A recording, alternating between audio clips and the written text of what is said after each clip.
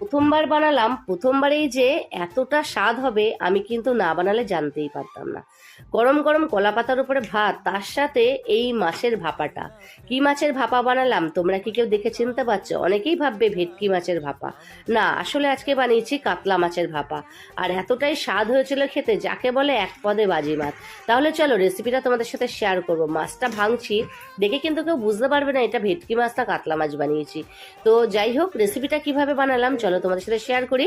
এখানে পাকা কাতলার আমি পেটির পিস নিয়ে নিয়েছি 4 টুকরো। লেবু আর নুন দিয়ে খুব ভালো করে কিন্তু মাছটাকে 10 মিনিটের জন্য ম্যারিনেট করে সাইডে রেখে দেবো।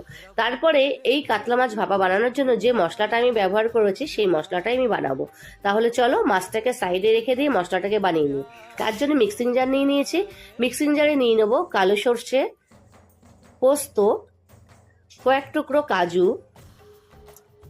3-4টে কাঁচা লঙ্কা, কয়েক টুকরো নারকেল, দিয়ে দেবো টক দই 2 চামচ, টক দইয়ের বাটিটা ধুয়ে 2 চামচ জল, স্বাদ অনুযায়ী নুন, তার সাথে 1 চামচ মতন সর্ষের তেল। এখন মিহি পেস্ট তৈরি করে নিয়ে চলে এসেছি, মাছের মধ্যে দিয়ে দিলাম। তোমরা যদি পাতুরি বানাতে চাও সেক্ষেত্রে দইটাকে তোমরা জলটা ছেঁকে নিও আর সর্ষের তেল দিয়ে মশলাটা গাঢ় করে বা শুকনো করে পেস্ট করো। যাই হোক, আমি যেহেতু ভাপা বানাবো তাই গ্রেভিটা রাখার জন্য একটু পাতলা করেছি। মাছটা মাখা হয়ে গেছে, এখন এরকম একটা টিফিন বাটি নিয়ে নিয়েছি, নিয়ে নিচে আমি কলা পাতা দিয়ে দিলাম। এখন মাছগুলোকে একে একে সাজিয়ে দিয়ে তারপরে ওপর থেকে গ্রেভিটা দিয়ে আর একটা কলা পাতা দিয়ে আমি ঢাকবো। তার আগে কিছুটা আরও কাজ বাকি আছে।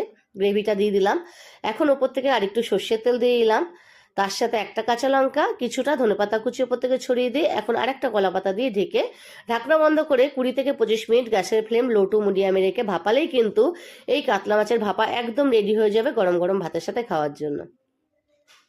এই যে স্টিমারটা আগে থেকে বসিয়ে দিয়েছিলাম, স্টিমারে দিয়ে দিলাম, ভাপে ভাপে মাছটা তৈরি হয়ে যাবে। সত্যি যারা এখনো বানাওনি তাদেরকে বলবো একবারের জন্য অবশ্যই বানিয়ে দেখো। এই অসাধারণ স্বাদটা পেতে হলে যেরকম একটা চটজলদি আর সহজ রান্নাই বলবো, কোনো কিছু ঝামেলা ছাড়া, তেল ছাড়া, 1 চামচ 2 চামচ তেলে যে এত সুস্বাদু একটা রান্না হয়, যেরকম সহজ বানানো আর সেরকমই কিন্তু স্বাদেরও। তার সাথে যদি কলা পাতা থাকে, কলা পাতার উপর ভাত মেখে এই মাছের ভাপাটা দিয়ে খেয়ে দেখবে, জাস্ট আর কিছু বলার নেই। তাহলে চলো, তোমাদের রেসিপি থেকে কেমন লাগলো আমাকে কিন্তু অবশ্যই কমেন্ট করে জানিও।